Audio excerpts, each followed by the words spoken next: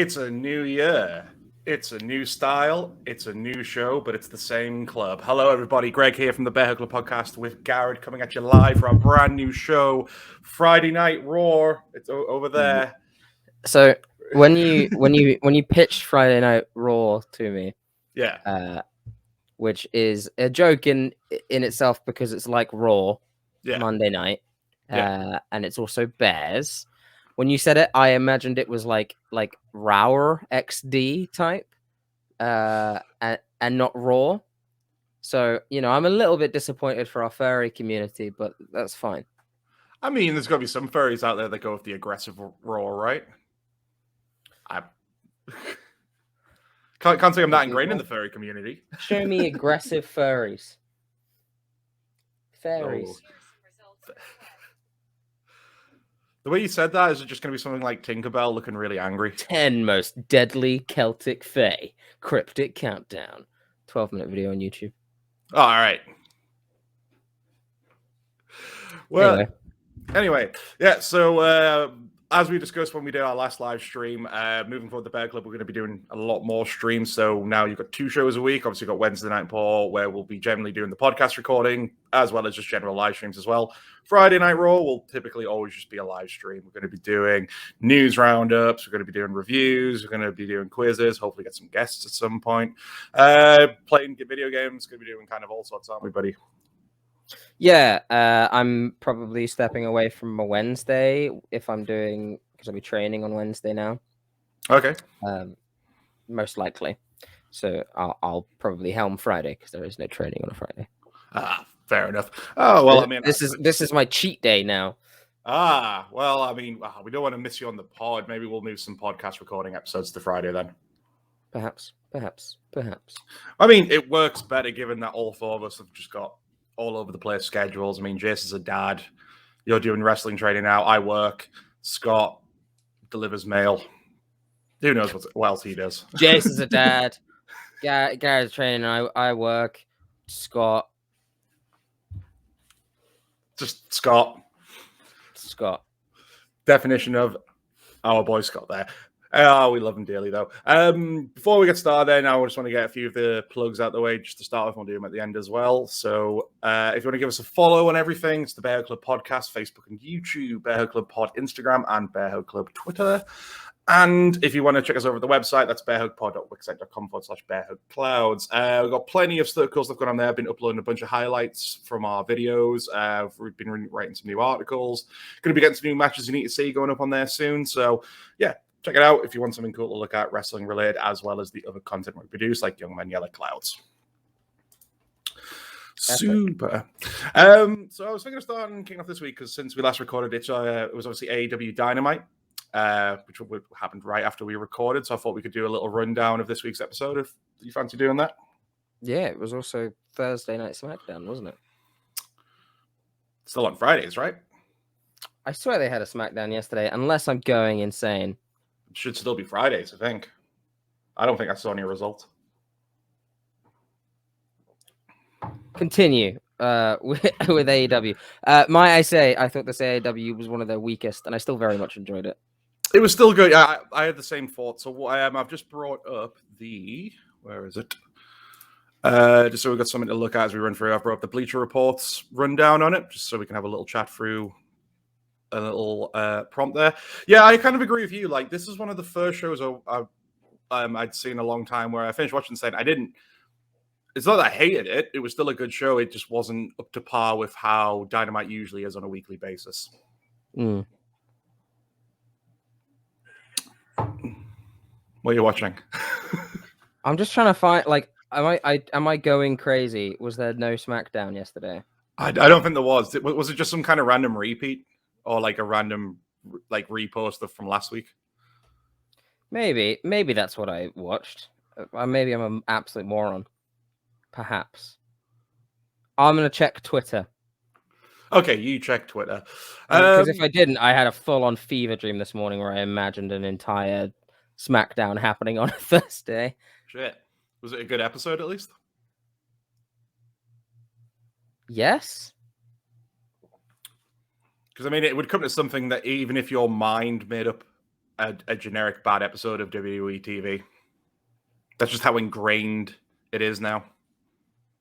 Wow, I'm actually I think I am. I mean, you mentioned how tired I was.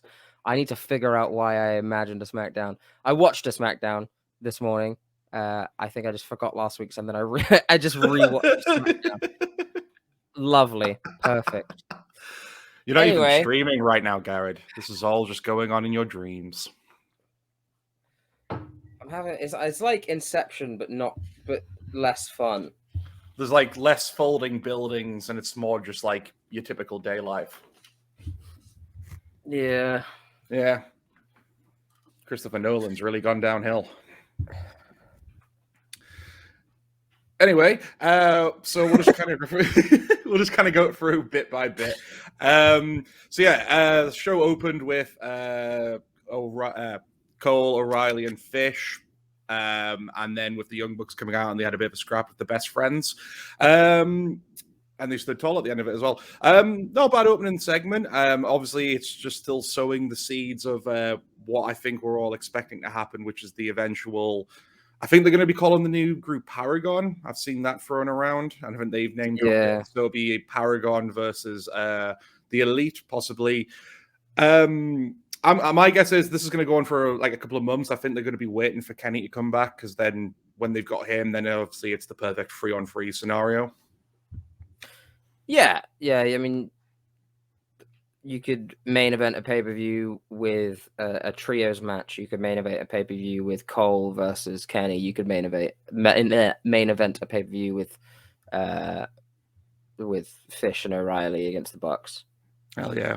I mean, I've never seen... Did the Bucks and Red Dragon square off in New Japan at all, or Ring of Honor, or anything like that? I'm sure I've seen it. I'm pretty sure they've crossed paths many a time. Mm-hmm. But I can't remember one off the top of my head. Oh, okay, fair enough. I mean, that's the match I'd be very much excited for. I mean, Kenny versus Cole will be great, but I think getting AEW Young Bucks against the basically what will be NXT Red Dragon, but now in AEW, that's going to be like a 5-star classic written all over it. They fought in Ring of Honor a few times. Okay.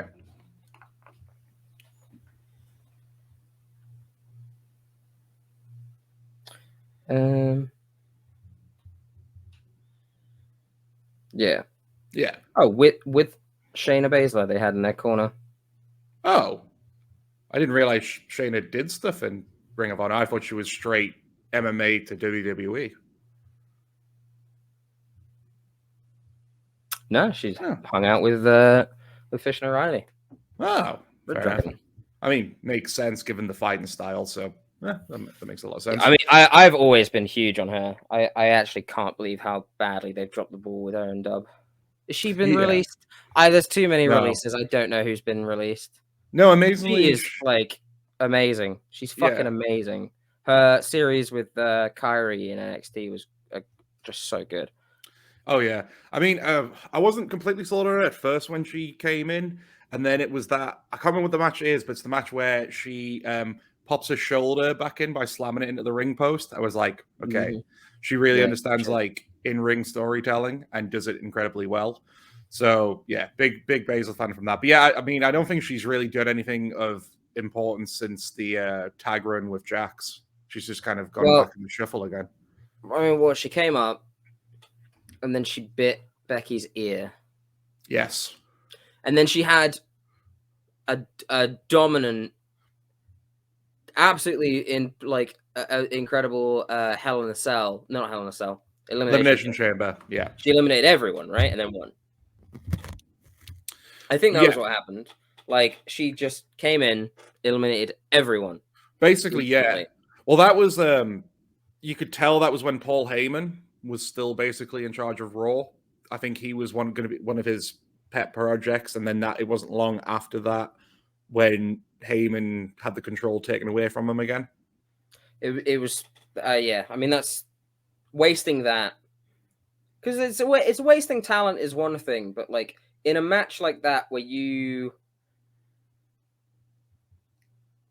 you end up burying everyone else because they got pinned by the person who now does fuck all, right? Yeah. Everyone in that match, like you can be pinned by Brock Lesnar, right? You can be thrown out of a Rumble by Brock Lesnar.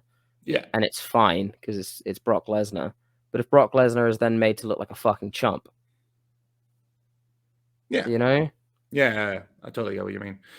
I mean, if she was to be released, I reckon that would be a major one of Tony Khan's, like, perfect badass that they could use for the women's division. True. She's a star. She is. She is. Wherever she wants to. Does whatever she wants to. Obviously, I think going back to this opening segment, is it it was the match they set up? Is it next week on Dynamite? Is it going to be? Is it going to be Best Friends versus Paragon? Was that what was set up? Best Friends versus Paragon. Yeah, I think that's for next week, isn't it? Or am I just making that up now? What does it say? Read down. No, it doesn't mention any. Oh, that's it. Because they've added. Because this was the thing that was quite significant about this spot, was how they've introduced Baker as part of this collective now as well. I think it's going to be a mixed tag match next week, featuring Chris Statlander, Baker, and one of the other team members as well. Yeah. So that was quite interesting. It's quite cool that they're kind of merging this real world couple. Weird that Britt didn't come out with the women's title though throughout the whole of the show. That was a bit weird. Well, AEW doesn't mention other promotions. So. I don't know. Whatever. Yeah, I think it'll lead to some good matches anyway. I think that fucking Tony Khan should just do it. And when I say do it, I mean should just do intergender matches. Yeah. I heard that he's hesitant about it. And obviously networks are, because pieces of shit. But just do it. Like the bit where Statlander was standing next to Cole and they look the exact same. She looks even stockier than he does. I was gonna say, I think she's taller than him. Yeah, just let him fight. It's a really weird thing because in MMA they're never gonna let do intergender MMA or anything like that. They wouldn't do intergender boxing. Yeah, and it makes sense. The weight classes are different. It's why the same reason the people of the same weight don't fight each other. However, this is people of different weight don't fight each other. But this is professional wrestling where, in training, you're gonna wrestle women. They'll train with you. You'll train the exact same, and then at a certain point, they just go, "All right, sorry, no, you can't. You can't be fighting each other now. Just, bruh, just come on. Yeah, just fucking do it. Literally, grow up. Yeah, grow the fuck up and beat some women up." I think as well. I mean, you can do it in a way where it makes sense because of how badass some of the women are. Like, take Jade Cargill. You could believe she could beat up almost anyone on the male side of the roster. Same with how we said, someone like Amiko Satomura.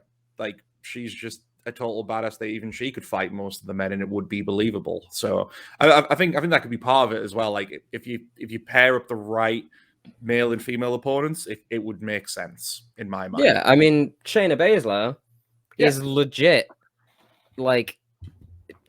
She is a submission magician in the ring, but in the octagon, she would kill you. Yeah. I mean, the majority of the male wrestlers there, a lot of them have backgrounds in wrestling, or they'll have a background in some combat sport, but most of them just really like wrestling as a kid. And they know how to play, and they know how to wrestle professionally, but they don't know how to fight as much. Oh, and they could legit kill them. Yeah. So I want to see that in the ring. 100% agree. But yeah, I'm excited to see where the whole in attention with the Elite and Paragon is going to be going, and I'm excited to see the feud with Best Friends, because I mean, Best Friends are kind of that safe hand where they put anyone with a tag team and they'll have good matches out of it. No, I do not want to join your inbox. Go away. Following that, it was CM Punk versus... Can we put some really intrusive things like that on our site? Yeah. I want our site to get to the point where like it's like what culture? We're unreadable. Pop-ups everywhere, basically strobe light effect adverts. Can't even read the shit that's on there. Yeah. God, no. Next up on the card was CM Punk versus Wardlow. Again, another good match. Was kind of ridiculous that Punk took like 9 power bombs and still walked away with the winner. Like, fair enough to have a bit of the screwy finish, but I saw a lot of people get kind of upset with that on Twitter. But he was always going to win. Like, I think it would have been, as much as Wardlow's I started banking on, and we've obviously seen this week WWE are interested in taking him as well. It would have still been a long shot for him to beat Punk this week. I think. Well, Wardlow's whole character right now is that he just really loves doing power bombs. He does, right? And they've been building it up for a while that he's obviously going to break up with them. Most likely going to break up with them. There could be a little bait and switch, but I mean, there was a match he had against some whoever, might be an enhancement talent, I don't remember. And Sean Spears like distracted and like hit them or something, and he's like, "Why? Look at me. Yeah. Look at this, right? I'll just let me hit my power bombs, man. Just let me hit them." And it seemed take whatever you want away from it. The way I just turned off the volume and I just heard MJF go, "Stop doing power bombs," and then Wardlow go, "I really like doing them," and then he gets rolled up, right? Yeah. And that's how you do it. MJF goes, "You're not allowed to do them anymore," and then he goes, "I just really want to. I can book the match." You can, Tony. You can. Mm-hmm. Bearhug Club for booking room. Again, enjoy the match. I mean, the one thing I'm a bit tired of though, because they keep relying on this for MJF as a heel character, is how every time he gets into a really long feud like one of these, it always goes the same way, where he has to be throwing his men at people before he will eventually have the fight. Like, we've had the trials of Cody, there was the trials of Jericho. Almost feels like they could nearly go the same way with Punk. Not saying they'll go fully with it, but I just feel like we've seen it a lot now already, and maybe it's time to try and do something different for MJF heel tactics. I suppose, yeah. Because, like, obviously this week it was Wardlow. Next week we got Sean Spears. Next week, I don't know, they'll bring out Chris Hero as a surprise for a blast from Punk's past. Who knows? I mean, I would like that, but I'd love that, but still. But yeah, no, I agree. It's just a rehash. Yeah. But at least we'll still get some great promos out of it. After that, it was Dante Martin versus Powerhouse Hobbs. I just love watching Dante Martin in these big man matches. Like, he's just he's just the perfect little guy versus big guy scenario, because gravity just doesn't really exist for Dante Martin. I've said that about a lot of wrestlers, but I generally feel that for him. I think he's all right. I think not to go too cornet, and as someone who is 5'6", I think I've just personally, especially watching New Japan, just been. I think I've had a little bit too much oversaturation of high flyers and people doing flips. So personally, my eyes were completely on Powerhouse Hobbs. Not gonna lie, he's got it all. Oh yeah, and like he could be on the cusp of being one of the pillars, right? That's how I see Powerhouse Hobbs. He's just got everything, and being paired up with Taz as well is great. Being Team Taz is like such a selfless group in a way. I mean, yeah, it's his son, one of them, but they just all, really weren't people. They really weren't characters until AEW, exception maybe with Brian Cage. Yeah. Right. What about Ricky Starks, though, not from other stuff? Ricky Starks did some of the stuff, but let's be honest, he's made it big in AEW. Yeah. I mean, going back to Brian Cage, obviously not with Team Taz anymore, but if you were to look at them, what, about a year ago, out of which of the two, everyone would have probably thought it would have been Cage over Powerhouse Hobbs. I can't remember the last time I've seen Cage on an episode of Dynamite or Rampage, for that matter. Is he even on Dark or Dark Elevation? No. He's just completely dropped off the grid. I know his wife and himself have been... I haven't exactly been reserved about him saying he wants a higher spot and deserves a higher spot. So I don't know if that's a factor in it or if there's like reasons we don't know. Yeah, I don't entirely know the background about that. There were reports that apparently a few people in AEW are worried about their position and things like that. I suppose it comes with having a big roster. Yeah. I think this is the issue. I mean, like, the big thing this year is a lot of contracts from when they first started are up for renewal, or are they going to run out? It's going to be interesting to see who they decide to keep out of that original crop, especially the ones that don't appear on TV that much anymore. Yeah, that's going to be interesting as well, because if WWE decides to snag a few of them, that it's, it will play as they'd prefer to go here. Yeah. I could see WWE just signing people that they weren't even bothered about just to kind of make that point. Right. Like, I wouldn't be surprised if like they signed Swole or something, or Cage just because, Yeah. I mean, they were looking to sign Tessa Blanchard, so I don't think anyone is off limits to them. Not to compare who I was saying to Tessa Blanchard, but you get my point. Like, they'll sign whoever they want, and then they'll fire them in 3 months. Yeah, basically.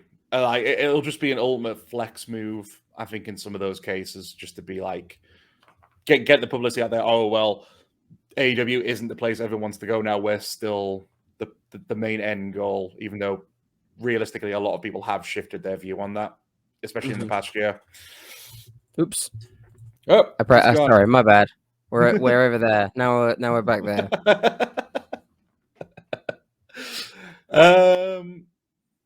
Oh, just me now. Cool. After that, it was Hangman just cutting a promo, which was then interrupted by Dan Lambert, and this resulted in the return of Lance Archer, who's being now geared up to be Hangman's next opponent.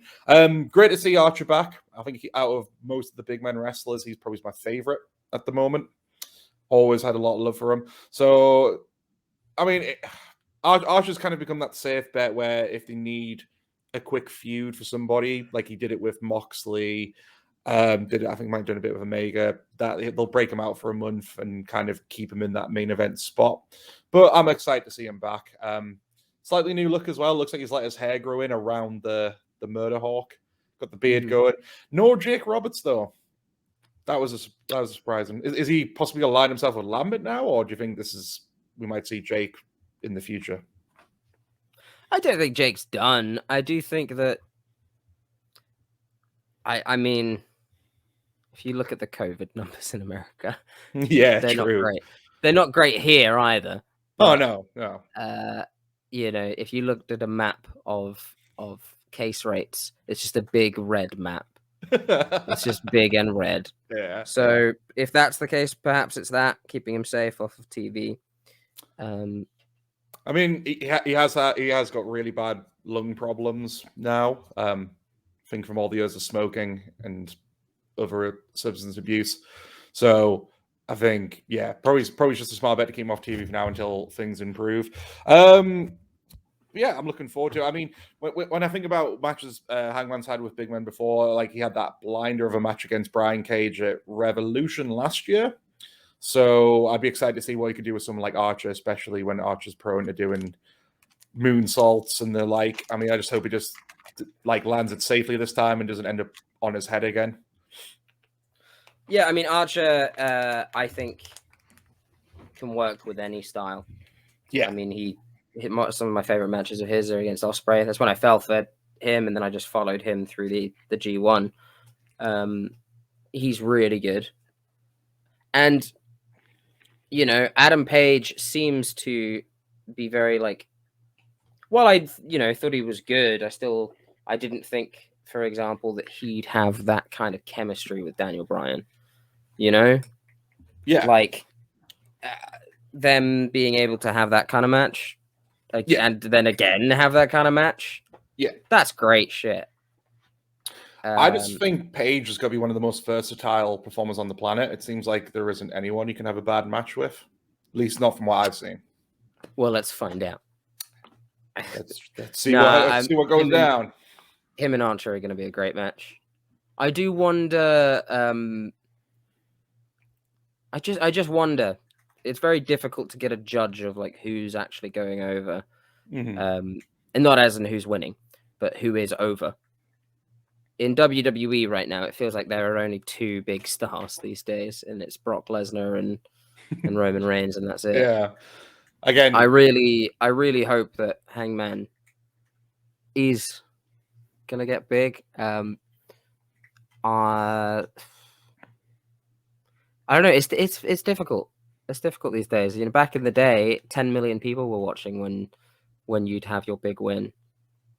Yeah. Now you're lucky if you get 1 million. Maybe in WWE's case, 2 to 3. Yeah, I mean, I was more optimistic about their move to TBS, but it seems like it's about the same 1 mil. They're hitting like matched demo with Raw though, which is very nice for them. But yeah. Oh well, we'll see what happens. Following that, it was the Hikaru Shida and Serena Deeb match, which basically didn't really go ahead because Deeb took Shida out with the kendo stick to the knee. I mean, this is like one of the sort of main women's feuds they've got going at the moment, but I've not been that massively invested in it, despite the fact that they're both tremendous talents. Yeah, I mean, it almost seems like when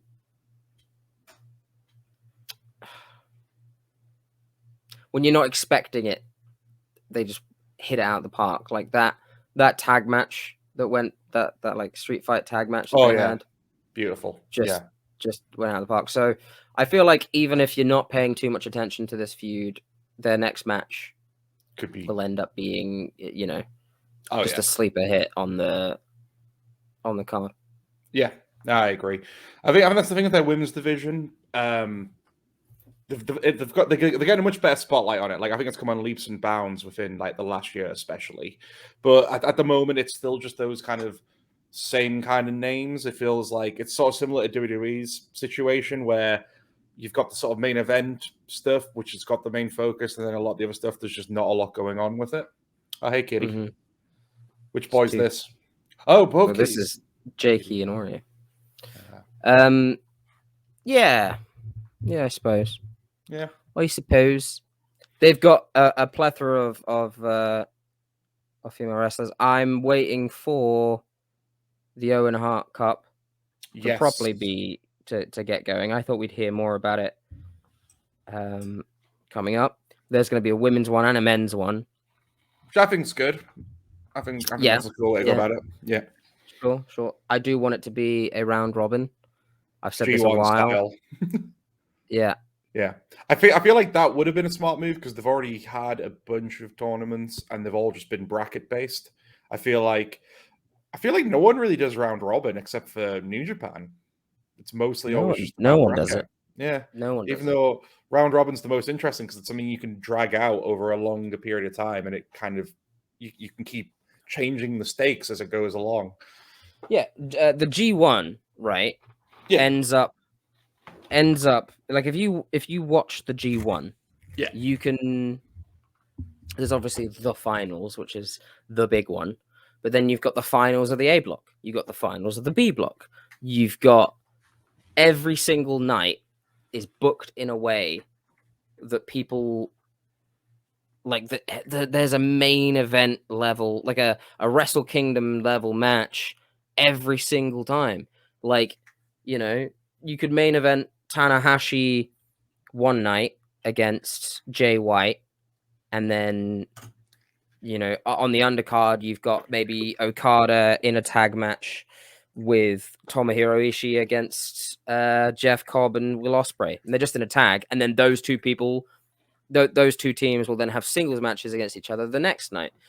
Or the one after that, where you could do a main event of Jeff Cobb and Tomohiro Ishii, and then a main event of Ospreay and Okada. But like, it's also similar to the good thing about a tournament, and the good thing about when you have a lot of people in a ring is you can set the pace for the year going on. You can be like, oh shit, he just pinned the champion in a tournament. Yeah. They're going to have a feud later down the line. Or, oh shit, he just cheated. Or, you know, this person got hurt, kayfabe hurt, ideally. So they want to get the payback, or you just build something. And it's not only a way to get people invested because there's a prize at the end, but it's a way to really set up something, set up a bunch of fucking things. Yeah. I would do a goddamn round robin. I'd not only do a round robin, but I'd start now doing like, let's do some qualifying matches to even be like, you know, in the running to get into the round robin.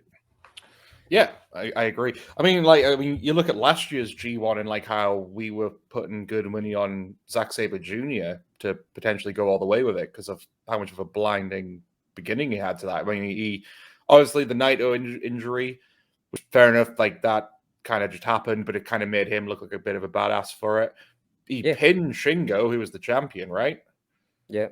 Yeah, and it looked like he's going forward. I mean, like it was a bit disappointing he didn't get there, but I mean that's kind of the whole fun of a round robin tournament. You can build stars a lot better than just having the bracket system where people will just get knocked out and then that's them done with it. You know, it can lead a lot more into storytelling. It can help set up other feuds.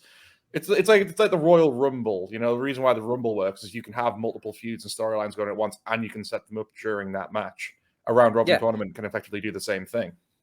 Yeah. Well, you know, let's say you've got a round robin tournament of like 8 people, and we can stack it for AEW right now, right? So let's say you've got Kenny, you've got Daniel Bryan, Adam Page, I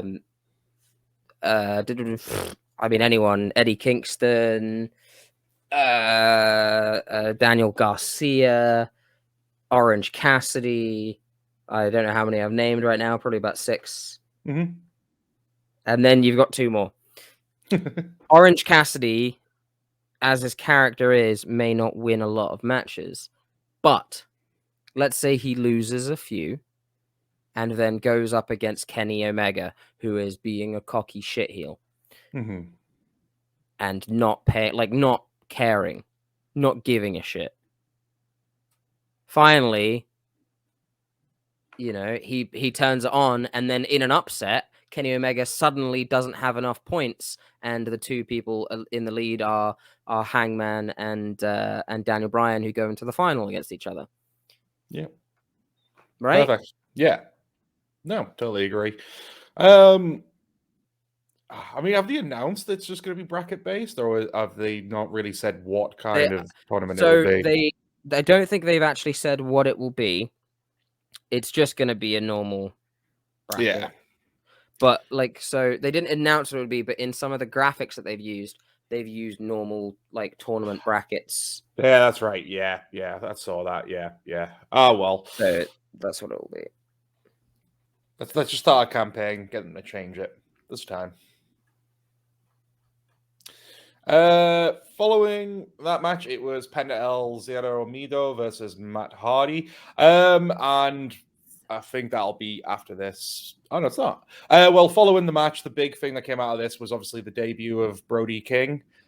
Basically, when I saw this match announced, I knew this is where Brody was going to debut because it just kind of felt like a very thrown together match. The match itself was okay, but yeah, the main talking point was Brody showed up. Following the match, Black was trying to attack Penta. Varsity Blondes came out, beat down Black. Lights went out. Brody came up and they just decimated. And now the Kings of the Black Throne are in AEW. Are you excited to see Brody? I am. I'm very excited to see them together. They're champions of, are they the PWG champs or something? Yes, Pro Wrestling Guerrilla tag champions at the moment, I think. It'd be cool to see those belts come out for a bit. Before I heard that Brody was coming in, I didn't think of Alistair going into the tag division. Now I'm all for it, 100%. And just him taking evil people by spitting on them. What's her name with the eye patch is becoming part of the House of Black. Yeah. What's her name? Is it Julia Hart? It's Julia Hart. Yeah. Yeah. Well, she'll be joining. She looks like the one with an eye patch from Kill Bill. That's what she looked like. On Wednesday. Yeah. Well, I mean, to sort of tie this into, I think it was a video package after this where we got to see Pac again, doing with bandage over his eyes, kind of talking a lot of different stuff. Part of me was leading to maybe he could end up betraying Death Triangle and joining that the House of Black. Possibly. It could happen. I see him as a very good fit. Yeah. Yeah. Yeah. Have you been enjoying Andrade stuff? I've really been enjoying Andrade stuff. Yeah. Where he just oh god, what was it? Where he goes like, why does Sting hire this kid to follow him around? He's like, no, they're just friends. How you know? how you know? Like, I love that he just goes around backstage just like making deals. Yeah. Doing business. I was just going up to Mario. I hear you love money. I love money. It's great. It's good. I'm all for it. It's good. Yeah. I love the backstage stuff. I just wish we could see him wrestle more because I don't think he's had like that many matches since showing up, and has it been nearly a year? Maybe not that long, but it's been a while. My sense of time is not very good because I thought that there was a Smackdown yesterday. So yeah, that's true. Well, fair enough. But yeah, I'm excited to see Brody King, and I'm excited to see what him and Black will do. Think they could be a good choice for going after the tag belts against Jurassic Express. Yeah, after a while. Yeah. Feud with both the Hardy House, whatever, and Death Triangle. And then we have to wait for Phoenix to come back now that he broke his arm, which was a horrible injury. Well, which is good. You get to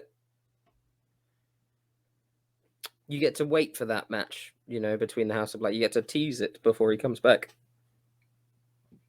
So it looked horrible. Apparently, it's not that bad. Like, it was just a dislocation. Oh, so it's not actually broken? I thought it came out, so it was broken. Okay. It was just a rough dislocation. I'm amazed it looked rough as fuck. I was going to say, amazed it wasn't. I thought it bent all the way back when he went through that. When I first watched it, I didn't see it. I just didn't see it. Oh, I saw it on first viewing. Straight away, I was like, oh, that looks wrong. When I watched it back as well, I was like, that is just a straight up just freak accident. Oh, yeah. It seemed like a relatively safe table bump. There didn't seem to be much like over rotation or anything. It just kind of rough is what it was. It was rough. We'll get well soon, Phoenix. Following that, it was the Acclaimed versus Bear Country. Again, this is the kind of thing the issue I've got this card. It was a lot of nothing matches, just to kind of set up and continue ongoing storylines. Because I mean, the whole point of this was just so the Acclaimed could get a quick win, just so Sting and Darby could come out at the end and get the heat back on them following last week. Sure. I mean, yeah, it's fine. It was I okay. like the Acclaimed. I do really like the Acclaimed. Yeah. Great team. So, I mean, it's good that they're getting a more prominent spot against, like, Darby and Sting. Like, that's kind of a big bump, the biggest bump that they've had so far. So, we'll see where that goes. Yeah. I really enjoyed the Guevara's match against Dustin. I still haven't checked it out, but I've heard great things. Yeah, no, it was a good match. I really love Dustin. He's just been very, very good in AEW. He's still been part of my favorite match of AEW history. The Blood Brothers match is the best match they've ever had. I mean, which is why I was excited that he might win it, and we'd do, number 2 where Cody would be a bit of a prick this time. I would if I would have him do the speech at the end, mirror it, and then just be a bastard. Yeah, I mean, what I love about Dustin, he's like a wine. He just gets finer with age.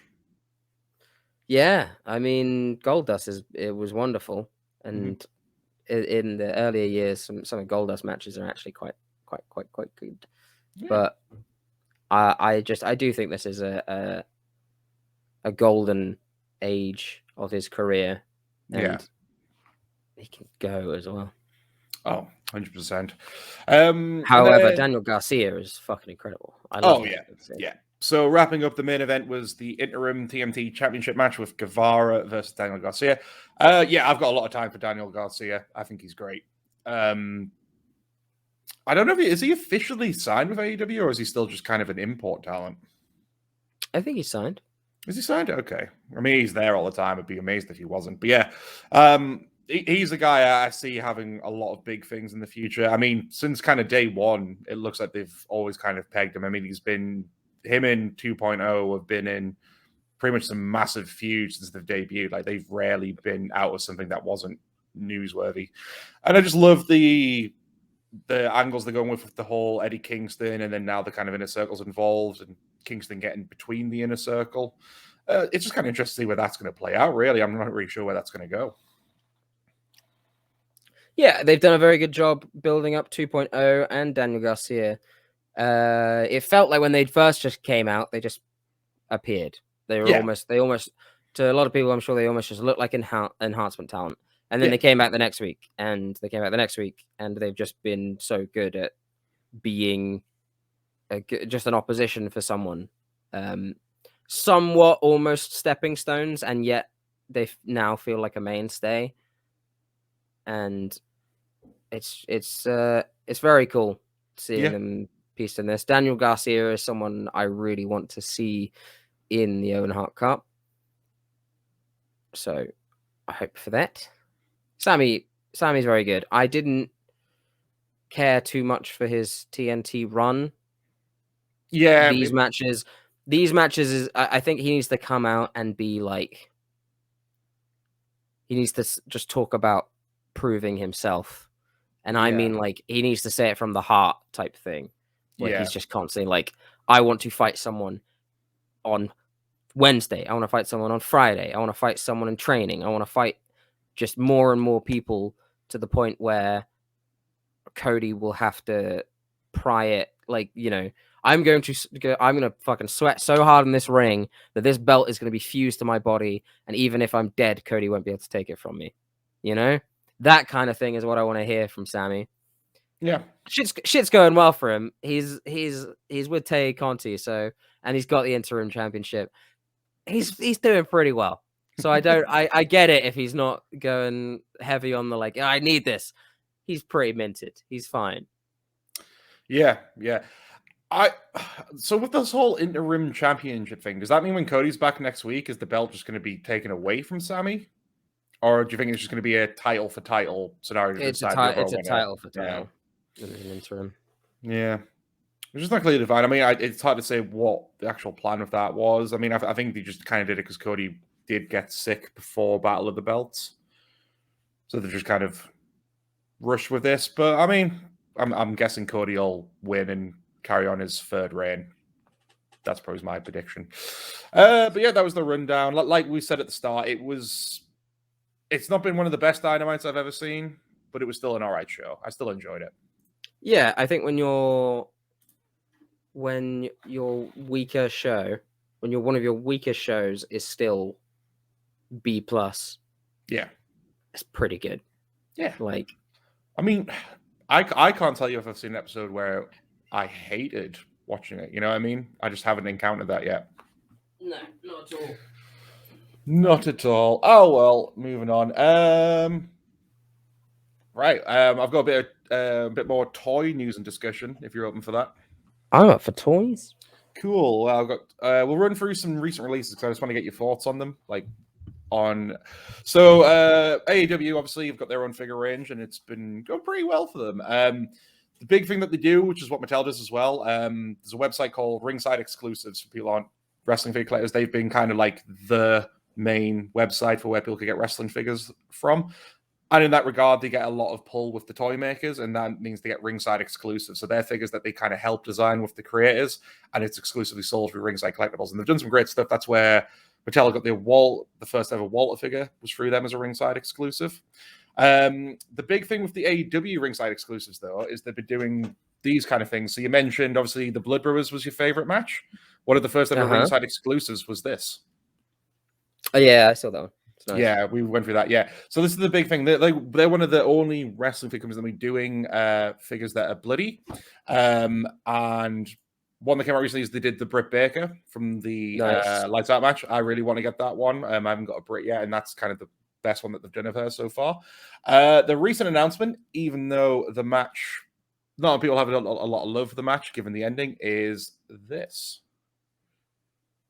Okay, cool. Exploding Barbed Wire Deathmatch. And I got a bunch of pictures because this is a ridiculous set with everything you get with it. So comes in nice packaging, opens up to give you the whole sort of Revolution entrance way. Better look at Moxley and Omega there. Brand new scan for both of them, I think. Comes with a whole host of accessories. So you get barbed wire chair, barbed wire bat, you get the title, 2 tables, and a whole mess of barbed wire to wrap around it. And lots of cool details on the figures for Blood. Yeah. So what's your kind of thoughts on sort of figures like that, where it's got the whole sort of in-action bloody look? Was that something you would have ever liked as a kid? That's something I would have adored as a kid, but wouldn't have been allowed to get, probably. I mean, I was not allowed to watch wrestling young because of bloodiness. So, no, I think it's sick. Iconic moments are what you want to recreate as a kid. Often you'll do, like, the spear from the top of the ladder at TLC. And if someone's bleeding, you might spray some ketchup over your toys or something. Now you don't have to. No. The days of that are over. You can just pop off the head and then pop back on the head. But a blue one. Exactly. No, I think it's cool stuff. I think it's something adult collectors, especially those that do figure photography. I think I've already seen a lot of people getting quite excited for that set. It's crazy the amount of detail and the amount of stuff they're giving you with it. So I reckon that'll be a good seller. They also announced this week another Ringside exclusive, which is going to be this. Darby Allin, Nothing's Over Till You're Underground, comes in a coffin-shaped packaging. Okay. One of the accessories for this really confused me because I haven't got a picture of it, but when you look inside of it, it looks like Darby's come in like a velvet bag kind of scenario. And then I realized it's not. It's a body bag. It's the body bag. Yeah. You get a body bag, which is sick. Yeah. So, yeah. Some cool Ringside exclusives coming through there. I'm not sure. See, the figures, I like the bloody figures, but I just don't think I'd get them for my collection. Just not that keen myself. Might get the Derby though. I think that's pretty cool, especially just for the body bag. Sure. I get that. I think for me, it's the moment. Yeah. For me, I would love the Blood Brothers one. I'd love a Cody and a Dustin, sure, but I think I'd prefer a Blood Brothers because that's my favorite thing of theirs that they've done. Display them hugging on your shelf. Yeah, no, I'd like put a bit of hot glue in the eye of Cody, and I'd be like, the exact moment of like, I need my older brother. Oh. Did that get you going at the time? Did it get you right? Yeah, man, I was tearing up at that. If I rewatched it now, I'd tear up. It's really good. They should be fucking proud of that, and I'm sure they are. But it's really good. Yeah. Truly defining moment. Well, moving on from the figure news, but kind of staying in the same realm. Look what arrived today. Your Okada arrived. Let's hold on. Yeah. Hold on. Put me Let's big go. screen. There we go. So should we do it? Should we do an unboxing? Yeah, let's do an fucking unboxing. Yeah, man. All right. So if you weren't listening to our last live stream, I showed Garrod that I'd ordered the Super 7 Okada figure. I've got a picture of it. Now, it's going to be quite important that you look at this picture. This was one of the early promotional things they sent out. And when you see the figure, you might have a few points about the early original promos and what we eventually got. Yeah. These so the figures from what I've heard overall, people still like them, but like a lot of people were upset with how Super 7 handled it. Now, it should be worth pointing out Super 7 are actually... They're quite independent. They're not that big of a toy maker, but they've got a lot of big licenses. Like they do figures for The Simpsons. They've got Transformers, Thundercats, like a shitload of stuff. So this is part of their elite line. So yeah, comes in that little cardboard box, and then it comes in quite nice packaging. Oh, sexy. Yeah, just nice. Embossed little... as well. Yeah, very shiny. Nice little King of Sports. Nice. All right. Then... Oh. Okay, not bad. I mean, there's gonna be quite a bit of glare here, but yeah, you get little stats on the back as well, so pretty cool. As I said last week, I got this one not that much cheaper, but a little bit reduced because it was a factory defect where it came with the same head twice. But I don't fucking care about that. But everything else, it's more or less brand new. So let's have a look. Oh no, it's cable tied. Help. Rouge. Talk amongst yourselves. So, Jace, what have you done today? Cool. What have you done today, Scott? Lovely. Garrod just slips further into madness from tiredness. I didn't realize I was this tired until I drove back. Fair play. After I drove back, in fact, because I was fine while I was driving and definitely not a little bit too tired. I only figured it out. I only like really hit me like halfway down the motorway. So yeah. All right. So yeah. Cool. So yeah, I won't go through every bit of accessory, but as Garrod pointed out, you get some money and a shitload of interchangeable hands as well. So you do get quite a lot with this figure. I mean, these are about £50, $50, like on average retail. So yeah, quite a bit. But yeah, that's kind of what he looks like out of the box. It's pretty good. His face looks really... It's the face scan I think a lot of people got upset about. So if you look at that promo shot. He looks white. Yeah, and that was the thing. The people weren't very happy with the skin tone. I mean, I've not got the best camera or lighting, so it's a bit hard to fully say. Yeah. Take a pic and send that to me. Yeah, I will. I'll get better photos and I'll add them into the video here as well. I mean, yeah, we could upload this just as a review, I guess. Oh yeah, 100%. I mean, I want to do more figure stuff like that going forward. Stuff for you. Yeah. Hell yeah. But yeah, I mean, that aside, it's still, now that I finally got it in my hand, it's still a really nice figure. I mean, the entrance jacket, the accessories, the IWGP title. Let me try and get the bits off to show you a bit better. Let's have a look at try and see if we can see the skin tone without the jacket. So yeah, entrance rope. Pretty damn good detail.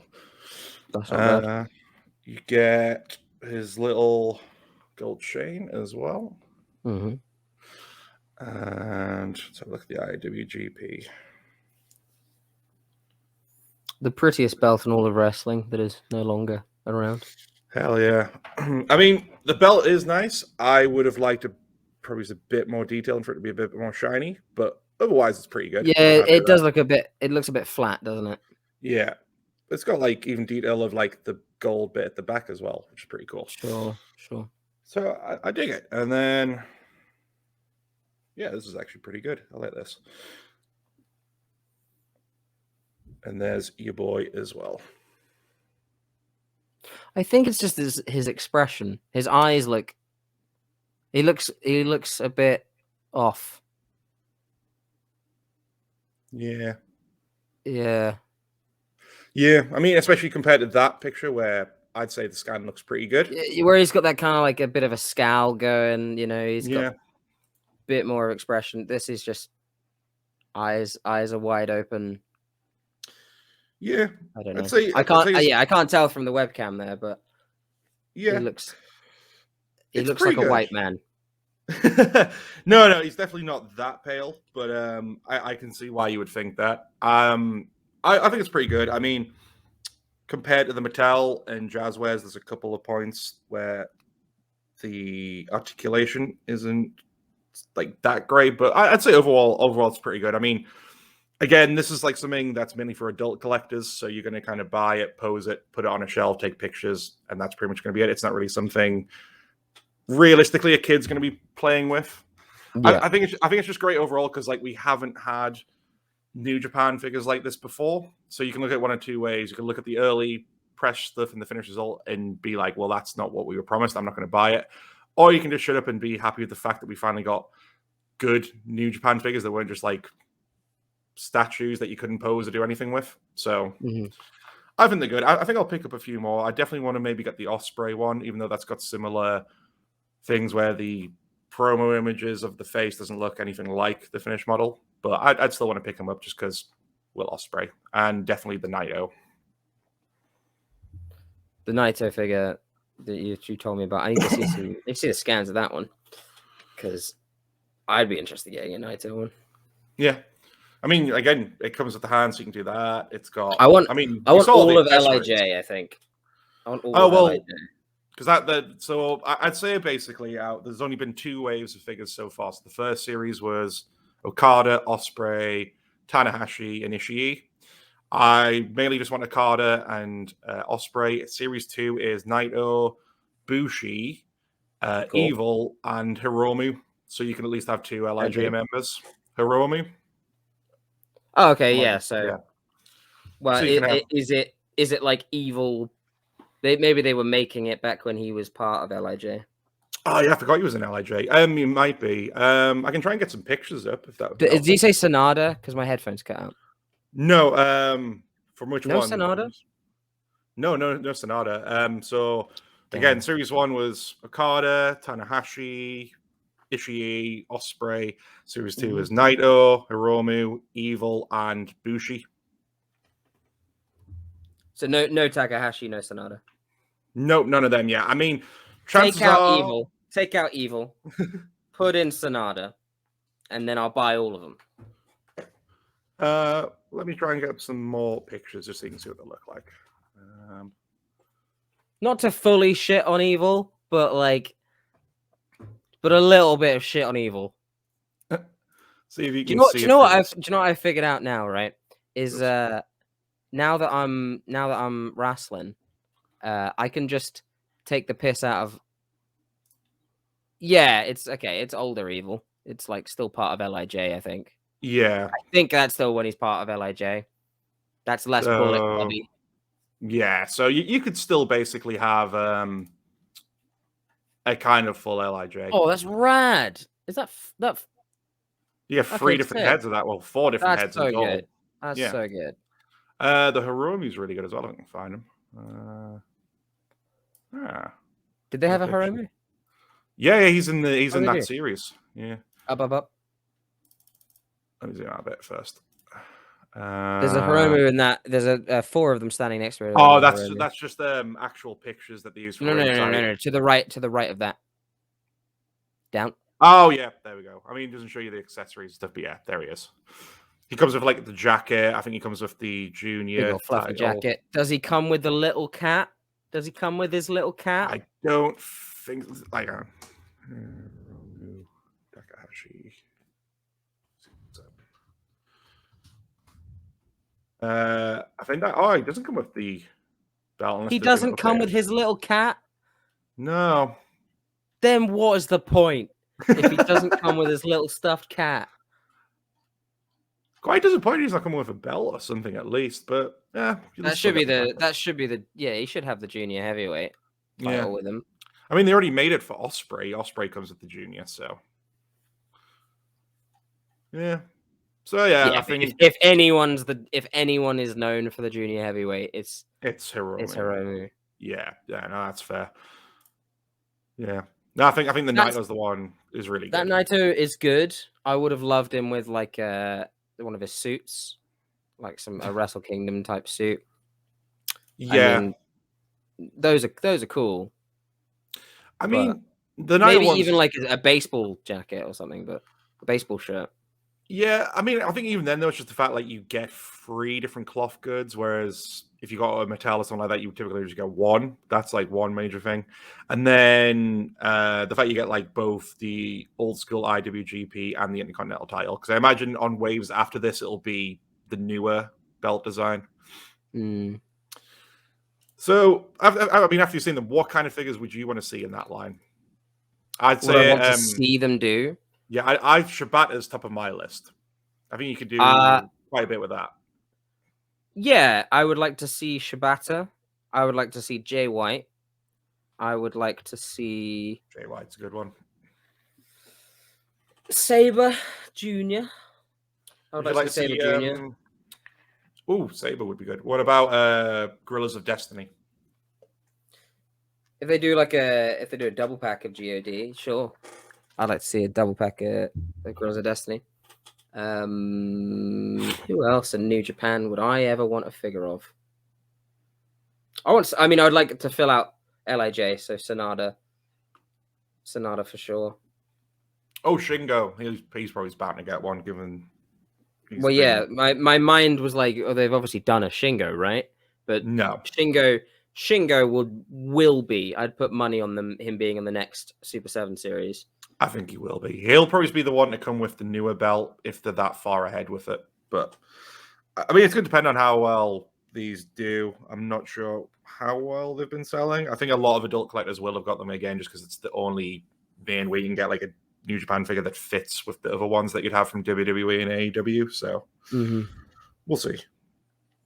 Yeah, no, that's I'd go with that. I think. Who else would I even want? I'm not too sure over them. I suppose you could then also breach out into New Japan Strong or American stuff. I'd want a Kenta. Kenta would be good. I mean, he had a figure that was meant to come out in the WWE Elite line, and it'd been teased for ages, and then he got released, and the figure got pulled. Yeah, I think it was more or less ready to go. Like there was packaging of it and stuff. Hang on. Well, it would be Hideo Itami figure.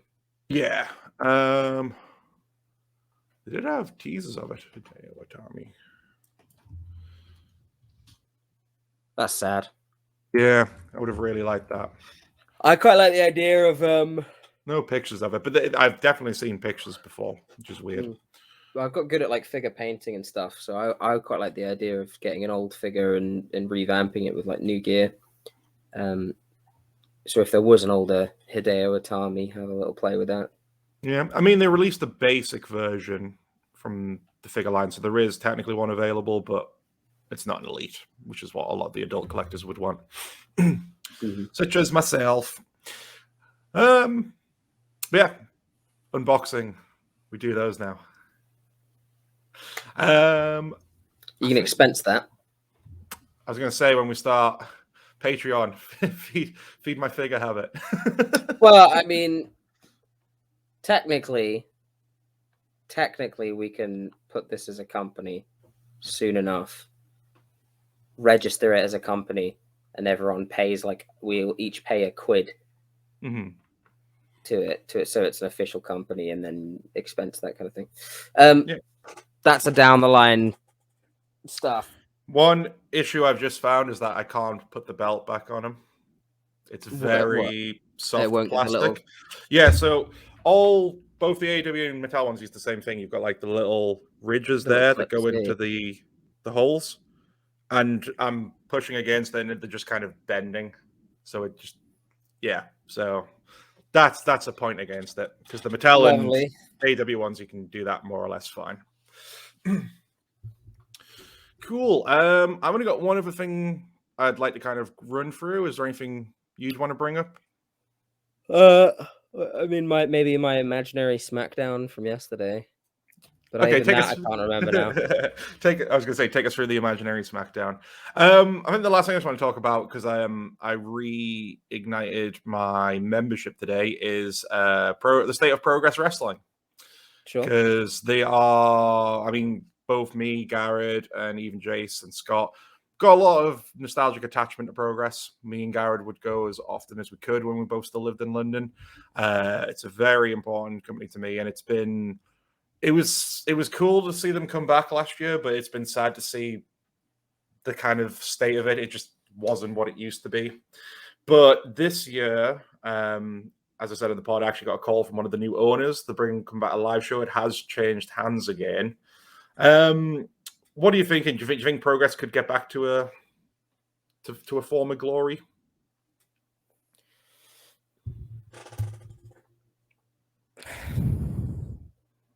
We're on the cusp of a potential breakdown of NXT UK, right? Yeah. To the point where either they cut some talent or they cut the show entirely. And if that's the case, then Progress is the de facto number one wrestling promotion almost the number one wrestling promotion in the UK, I suppose. Maybe in the South. For sure. I guess Rev Pro. I'd say your big three for England would be still Progress, Rev Pro, and ICW. Yeah, ICW seems like it's cornered the north. Scotland is ICW. Oh right? yeah. Ain't no other wrestling promotion really going to run there. Yeah, and if NXT UK does happen to get some cuts, then I suppose it's almost a good thing, a bad thing. I worry that some of the people that have found their spot on Progress now might get shunned to the side with an influx of talent and things happening. Like, there are people I trained with in London that are in Progress now. Yeah. And kind of getting featured. And I worry for those kind of people. I worry if it might end up being a step back in some regards, but I don't think I'm worried about Progress now. I think it's seems like it's putting itself in a fun direction. Yeah. I was like, oh, they hired Simon Miller, whatever. And when I think about it, there's such a crossover there where everyone knows Simon Miller. It was smart. I think it's a very smart hiring. Yeah. I think it's a very, very smart hiring. And I think he'll do a very good job. It's going to be a different atmosphere than Jim. Yeah. But I think that the wrestling is always going to, do it for itself. If it's still got the same spirit, if we still get, those dumb shows where they do a show from the 80s, then it's going to be amazing. Like, God, I'll still never get over Doctor Who, or the Doctor against, I don't know what they called, Marty McFly, but yeah. That. Because they did. One of them won, and then the lights went out. And the Marty won. He hit him. He hit him with his hoverboard. Yeah, and he won. And then the TARDIS sound effect went, and then they went back in time to like just before the finish, and then the Doctor won. So good. Great. Yeah. Or the Teflon Sheik against Wally, where Wally went to hide in the audience. The Teflon Sheik couldn't find him. So great. Good. Yeah. And then it was just like booking convention because like it was. Ilya Dragunov, I think, is against Sugar Dunkerton, and they build it up as like the classic American versus the Russian. But when they came out, Ilya was in American US shorts, and Sugar Dunkerton was basically like the USSR. Yeah, it was like a Soviet USSR. Yeah. It was great. I'm kind of with you. I'm hopefully optimistic that it's got this new direction because I feel like, for one thing, it seems like the owners are making more of an effort, whereas the previous ones weren't doing a lot. I mean, the fact that you had the new owners, I think what they did is because I got a Club Progress membership for the year of 2020, and that's when the pandemic hit. So I think it's been kind of still ongoing because usually you'd have to renew every year. I think what they must have done is just got whoever was the last signings of that and have been calling them just to ask them about, you come into the show. I feel like that's a cool gesture. Like they didn't have to do that. You know what I mean? I feel like there's a lot of people who would own something and wouldn't make that kind of effort. So I think that's pretty cool. I think I'm with you. I feel like keeping the spirit of progress is right. I feel like what they shouldn't try and do is try and imitate the way it used to be. I feel like if you want to go forward, maybe take it in a slightly new direction. Because I feel like the whole punk rock of wrestling thing has kind of gone from it now. Maybe try and push it in a different direction. Yeah. I don't think it. I don't think it needs an entire revamping in an NXT 2.0 sense. No, nothing like that. But they could pay homage to a lot of it, and I think what Progress has always done very well is just let the wrestlers lead the show. While it's still punk rock pro wrestling, they don't go, "Oh, let's just get punks to wrestle." They just go, "Let's just get the coolest guys and have it fun." Like getting Gene Money to just be a bit of a mental case. Getting Cara Noir as your champion is an amazing get. Oh yeah. I mean, Cara's like the best, probably for my money, the best indie wrestler in the UK for like the last year or two. Well, here's hoping that that it will progress back to where it was and be a talking point again. Mm-hmm. I think my prediction is going to be NXT UK will probably get scrapped altogether. I think what they'll do, they'll keep a lot of the big names that they want, so like Mustache Mountain, Elia, people like that, and they'll try and bring them over to the States, put them in maybe, I don't know, NXT 2.0, get them on the main roster. I'm not going to say they're going to keep everyone. I think they will keep the big names associated with it just because they know they're the draws. Maybe they can do something with them. And then I think the rest we'll see come back to the places like Progress, ICW, Rev Pro, whatever. Well, think about the draws that WWE had and that they fired, that they've let go. True. They let Tony Storm just leave. They got rid of Keith Lee. And I'm trying to think about like anyone in NXT UK, and all of them should stay and be on TV and be signed. Oh yeah. However, I think even about Mustache Mountain, who are just fucking incredible and should be moving up with Pete Dunne, and they should just be doing British Strong Style. Why aren't they just doing British Strong Style? It's crazy. Just do British Strong Style. But I even think about them, and I worry that they're not going to go. They felt like Triple H boys. And Triple H's boys aren't welcome anymore. This is the Nick Khan table now. You're gonna have to eat lunch somewhere else. You're gonna have to eat lunch over in. Go sit on the Impact table. You're not welcome here. Go and sit with Rockstar Spud on the Impact table. Oh. Yeah, maybe you're right. I mean, I don't know. I could see them. I still see them trying to keep maybe a handful of names, just a handful, and more or less getting rid of the rest, especially with the amount of cuts they've been doing. I think there will be some surprise on there. I think there will be a few they'll maybe keep a hold of. Maybe some that Vince has seen and likes. Someone like a Jordan Devlin, maybe.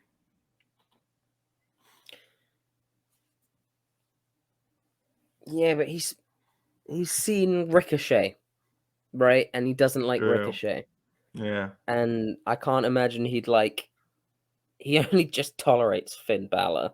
So I can't imagine he'd like another Irishman. So Finn Balor is sat on the same table, but like where there's like a big huddle of them, he's like right far down the bench by himself, just with his little pack lunch. Right, I'm here, guys. just eating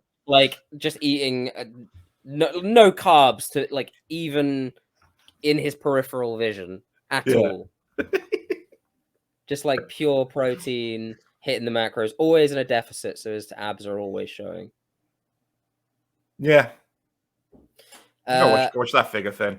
But yeah, I'm hopeful good things will come of the new revamp in progress. They've got the first show on the 23rd of January, and then they're going back to the Ritz in Manchester. So in the fact that they're still doing the ballroom in the Ritz, I think they're hoping that the fans will come back because they're pretty big venues to fill out. Yeah. But I'm hopeful. My biggest worry, while I am hopeful, my biggest worry is that there's just going to be an influx of talent, and a lot of people aren't going to end up getting booked, and some people that might be getting booked now might end up not getting booked, and then people in NXT UK might not end up getting booked because it's just be too much, not enough space. So true. Hopefully there's a flush of money coming in, and they all just put on their own shows and do their own thing. And I don't know, they could bring some DDT shows over here. Do some. Which one is Trent Seven's promotion? Fight Club Pro. Do some Fight Club Pro stuff. Yeah. I don't know. I still think there's enough independent companies around in the UK that I think a lot of them will find work. But yeah, it's going to be interesting to see how they do, because I think a lot of them are still only just coming back. I mean, I think when we look at the other day, Fight Club Pro still hasn't actually run a show since 2020, maybe. So yeah, but it'll be interesting to see where it plays out. I think we're all good there, buddy. Is there anything else you want to bring up? My general fear for the rest of the year, the fact that there could be more layoffs. Sorry, the fact that there will be more layoffs. The fact that those layoffs may include an entire company in NXT UK. And I just don't want people to be out. I don't want people to be out of work. I don't want people to be down on their luck. And yeah, I like wrestling, so I'd like to see people do more of it. Yeah. Even to the point where I imagine a Thursday Smackdown. That's my brain. He loved the wrestling so much he makes up his own shows. I do. And one day down the line, my dream is to wrestle in Japan.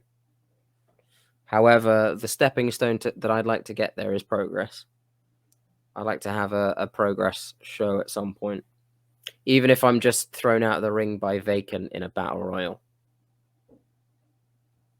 Can I be the Vacant? That'll be my one wrestling thing. Yeah, hell yeah. If anyone's thrown me out of a battle royal, it's you in a morph suit. I'm down for that. I mean, okay, it's either that or, like we discussed last time, I've got to be your manager. And that whole thing of me being taller than you, but still doing the usual heel manager stuff, hiding behind you when guys come after me and stuff. Oh, 100%. I think we could get booked everywhere with that act. It's a Robin Hood and Little John. It's a David and Goliath type beat. I think it's great. Yeah. I will specifically wear shoes with no heel as well to make myself even shorter. Likewise, you'll have to wear big platforms. I'll wear stilettos.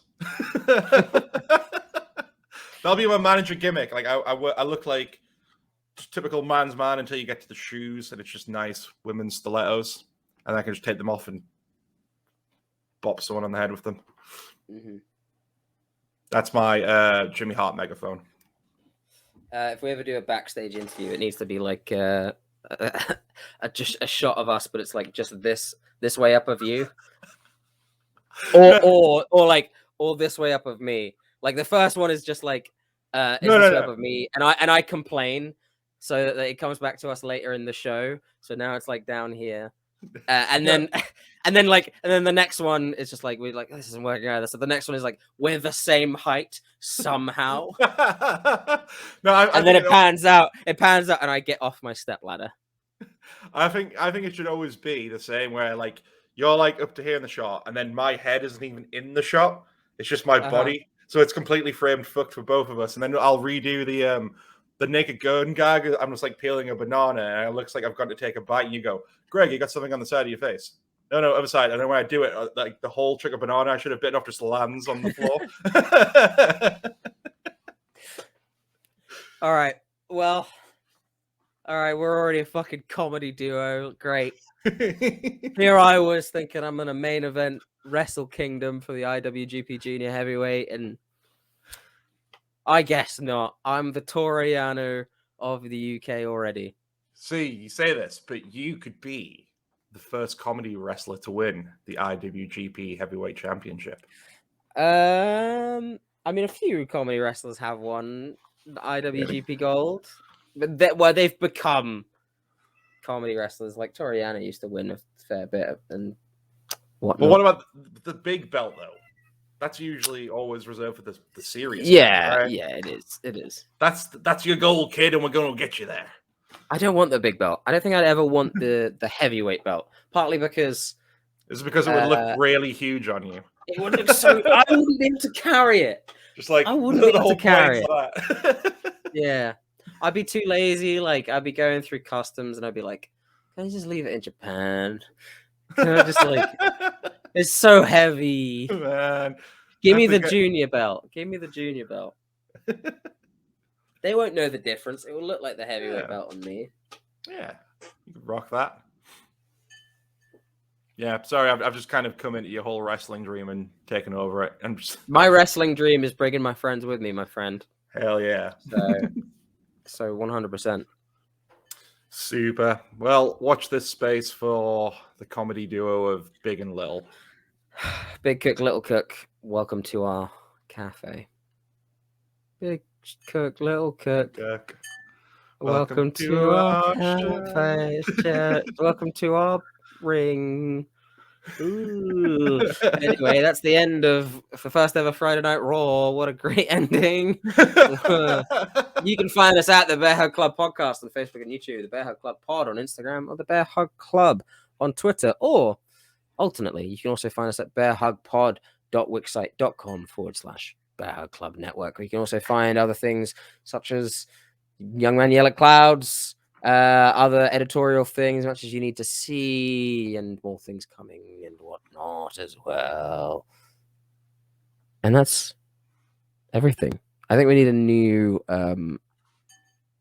new thing for Fridays. I'm thinking instead of that, we needed a different thing to that. I'm thinking, right? Mm-hmm. A quick kiss. Ready? 3, 2, 1. I went the wrong way. Where'd you go? No, that's fine. Now we're ending.